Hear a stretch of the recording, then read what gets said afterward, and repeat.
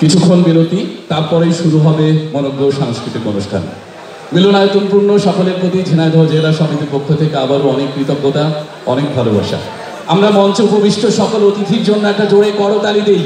এরকম মিলন মেলা, এমন অনুষ্ঠান বারবার করতে চাই। আমাদের বহুল ভাই কিন্তু কথা বলে থাকে যে আমাদের দেখা সাক্ষাৎ, কথাবার্তা বেশি বেশি হওয়া প্রয়োজন, তাহলে হৃদ্রতা বাড়বে, তাহলে ঝিনাইদহের উত্তপ্ততা এমনিতেই কমে যাবে। তো এই মিলন মেলা বারবার অনুষ্ঠিত হোক, বারবার হবে, এমনটাই প্রত্যাশা।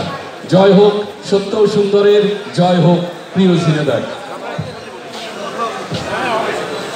হরিণাকুণ্ড উপজেলা সমিতির সেক্রেটারি শ্রাবণকে একটু পরিচয় দিতে চাই। শ্রাবণ একটু হাতে চোখ করবেন। হরিণাকুণ্ড উপজেলা সমিতি ঢাকার সেক্রেটারি। আমাদের সাংস্কৃতিক অনুষ্ঠান নামাজের পরেই শুরু হবে। আপনারা বসেন, খাবার দাবার খাওয়া দাওয়া করেন, থাকবেন। হ্যাঁ, রাজা বসেন, রাজা বসেন, নাম পরিচয়।